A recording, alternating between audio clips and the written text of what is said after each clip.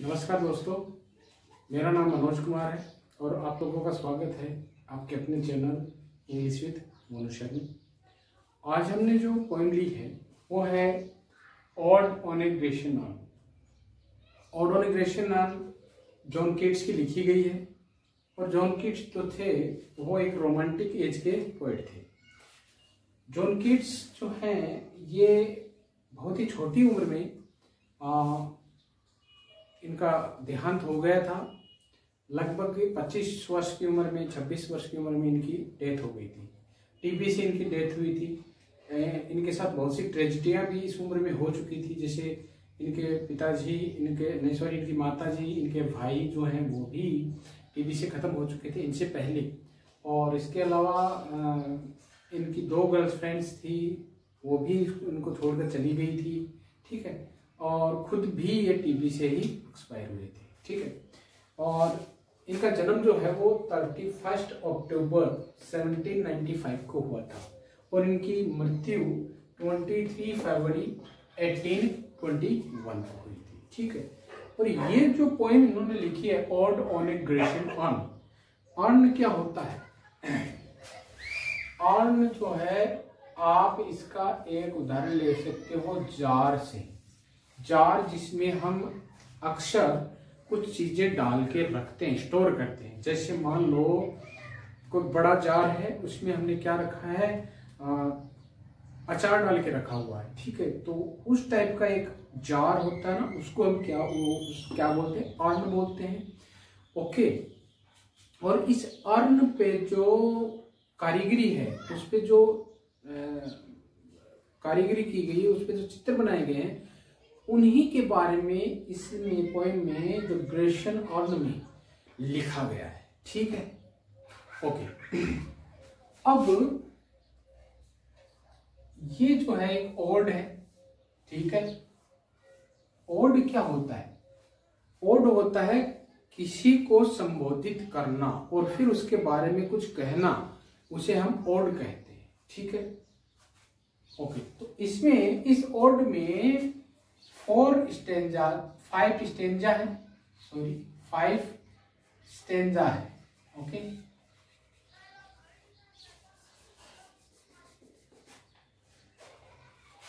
Five stanza है।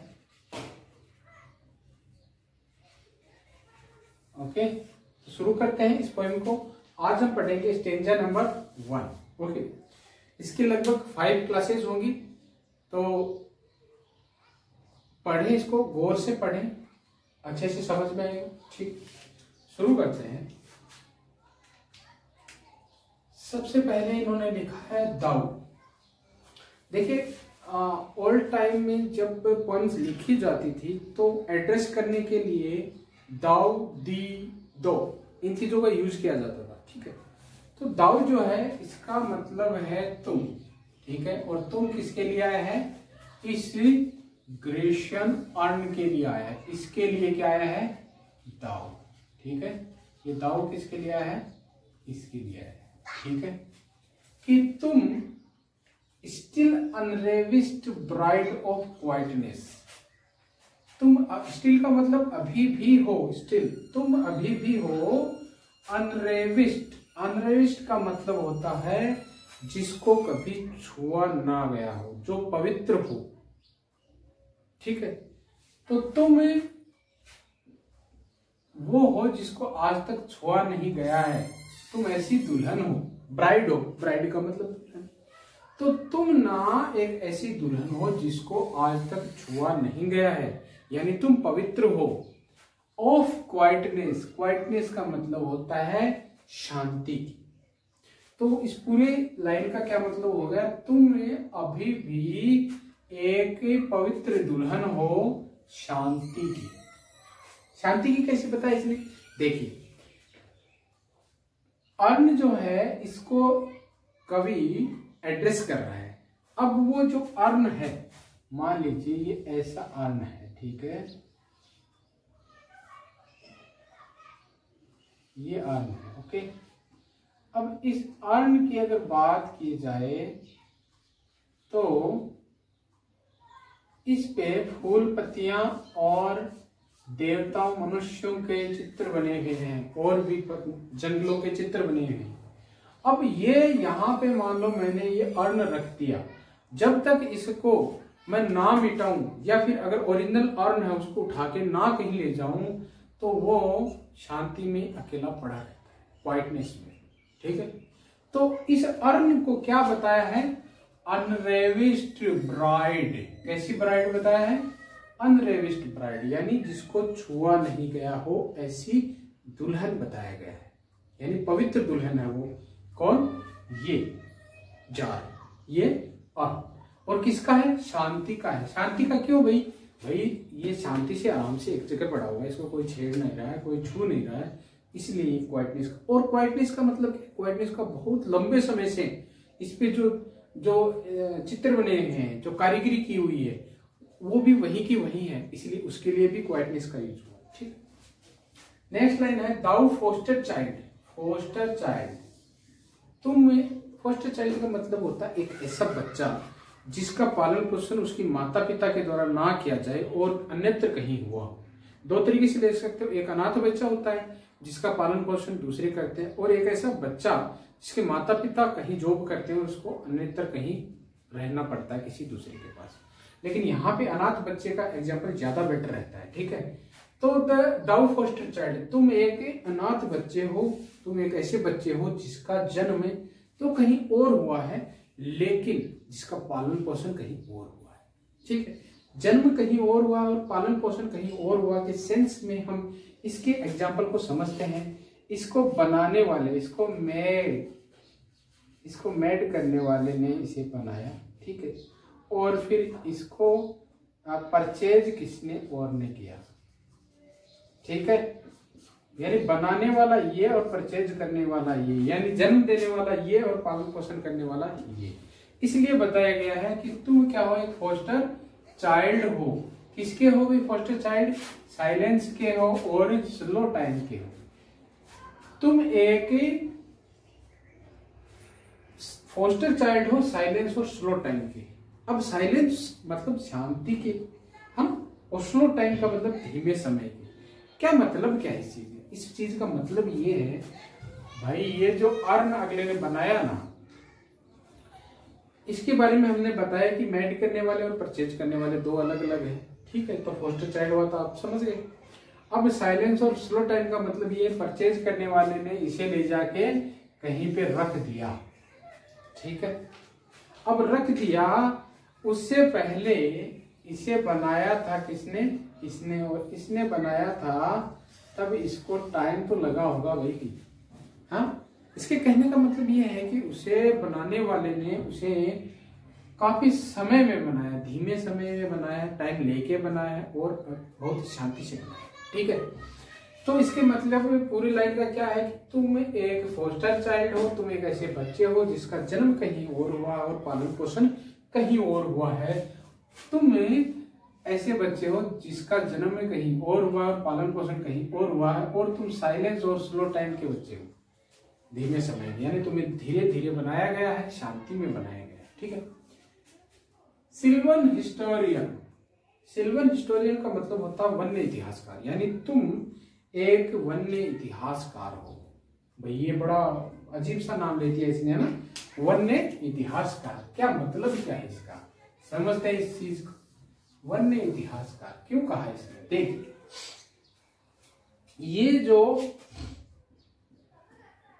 अर्ण है ना, इस अर्ण पे बहुत सी फूल पत्तियां बनी हुई हैं, और वहां पे बहुत से आदमी औरतें भी बनी हुई हैं, और जंगलों के, हाँ, के मतलब बहुत से चित्र बने हुए हैं। तो इसको सिल्वन हिस्टोरियन बताया गया है, किसको? इसी अर्ण को। क्यों भाई?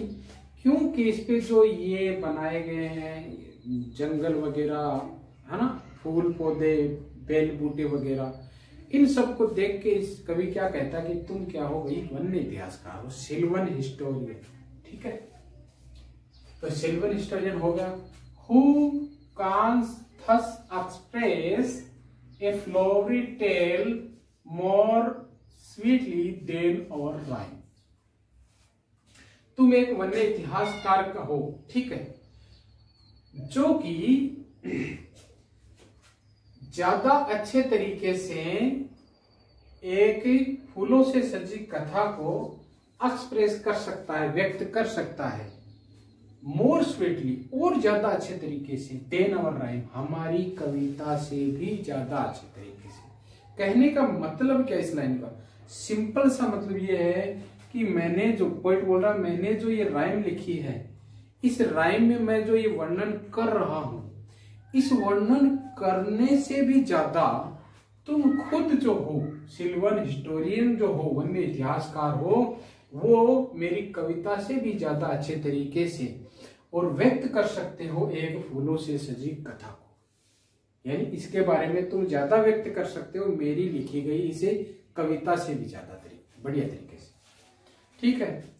What leaf frightened legend haunts about thy shape of deities or mortal or of both? What leaf frightened legend haunts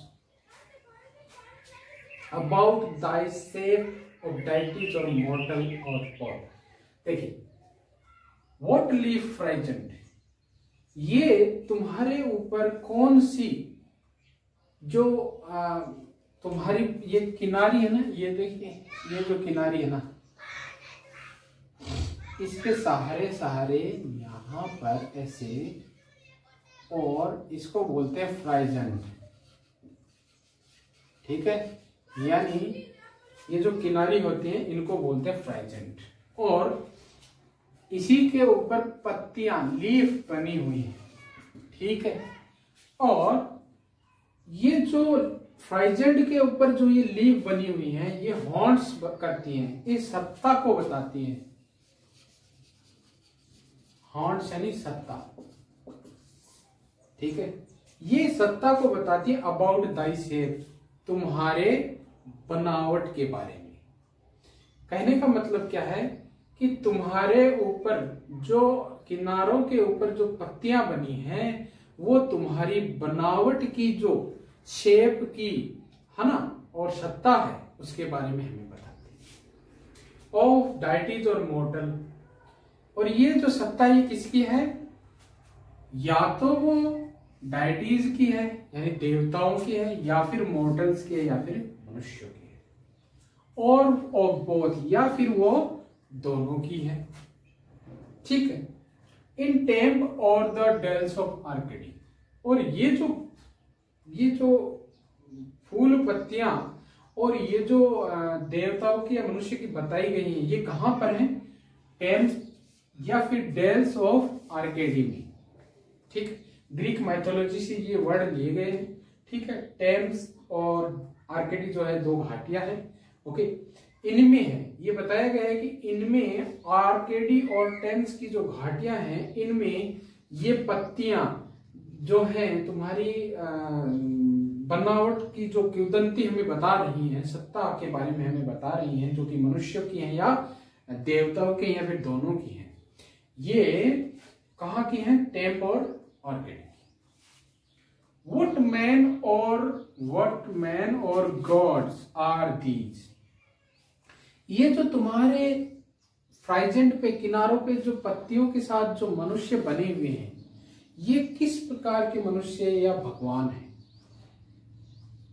What maidens loth, जिनसे कि जो कि अनिच्छुक लड़कियां हैं वो बचने का प्रयास कर रही है। भाई देखो यहाँ पे हमने बताया कि फूल पत्तियां बनी हैं और इनके सारे कुछ मनुष्यों के या फिर देवताओं के और कुछ लड़कियों के चित्र बने हैं।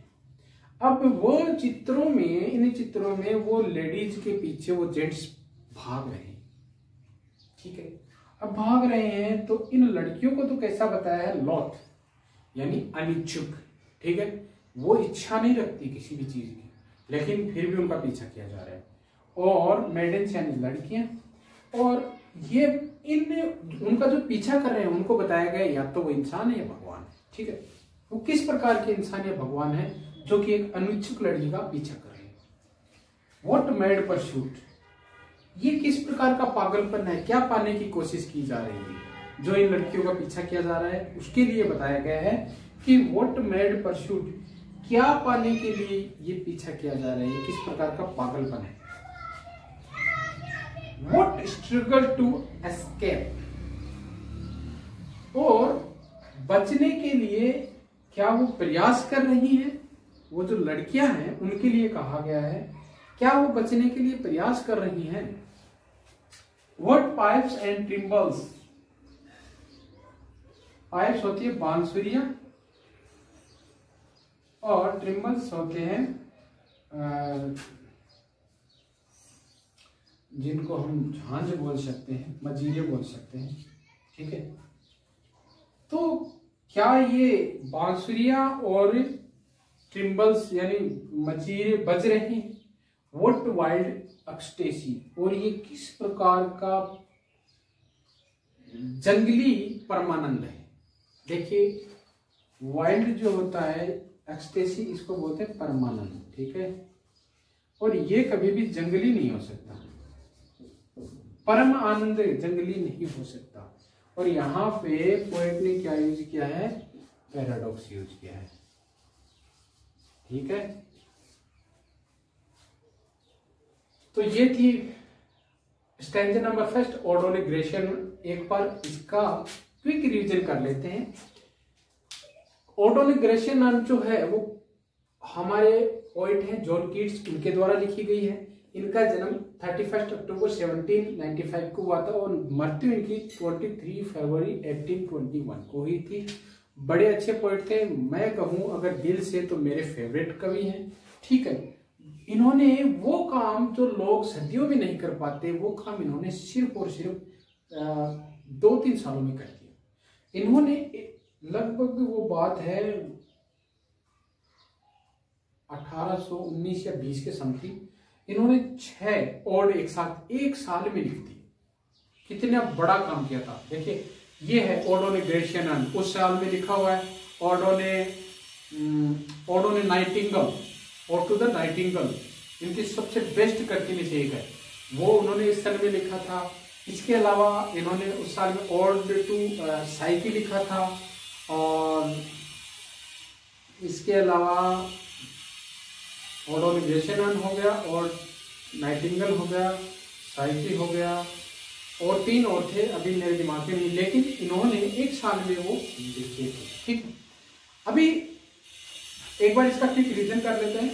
दाउ still unravished bride of quietness, तुम शांति के एक पवित्र दुल्हन की तरह हो, तुम अभी भी एक शांति की पवित्र एक दुल्हन की तरह हो।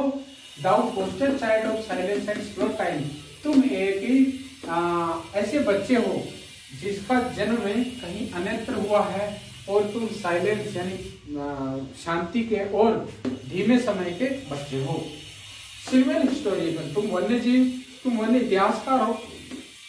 हु कांस्ट फर्स्ट ऑब्सेस और flowery tale more sweetly than our rhyme, और तुम एक वन्य इतिहासकार, ऐसे इतिहासकार हो जो कि इस अन्न को हमारी कविता से भी ज्यादा अच्छे तरीके से इसकी किंवदंती को बता सकते हो, ठीक है।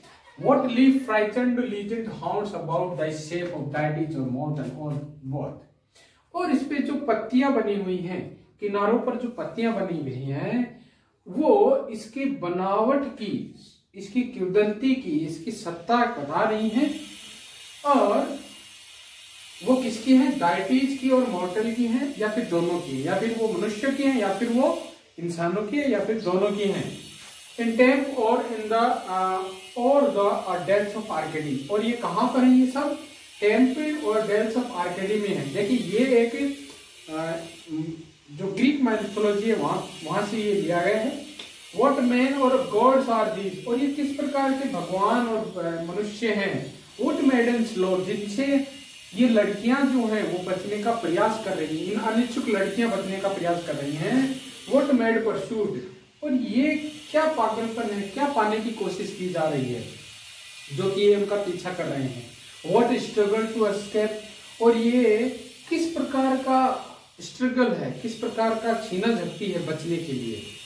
यानी वो उनका पीछा कर रहे हैं और वो लड़कियां उनसे बचने के लिए भाग रही हैं, वो छीना झपटी हो रही है वहां पे। उसके लिए कहा गया है कि ये किस प्रकार की बचने का प्रयास किया जा रहा है। व्हाट पाइप्स एंड ट्रिम्बल्स, और ये किस प्रकार के पाइप्स और ट्रिम्बल्स हैं, क्या वो बज रहे हैं। व्हाट वाइल्ड एक्सटेसी, मतलब वो जो बज रहे हैं उनके लिए ये बताया गया यहाँ पे कि यहाँ पर वो लड़कियां तो बचने का प्रयास कर रही हैं और ये किस प्रकार के पाइप्स और ट्रिम्बल्स हैं जो बज रहे हैं। व्हाट वाइल्ड एक्सटेसी, और ये क्या जंगली परमानंद है, क्या जंगली परमानंद है। बड़ी मतलब ऊंची लेवल की बात है। तो ये था स्टैंजा नंबर फर्स्ट। हम पढ़ने वाले नेक्स्ट क्लास में स्टैंजा नंबर सेकंड। तो मिलते हैं उस चैप्टर में, तब तक नमस्कार, गुड बाय।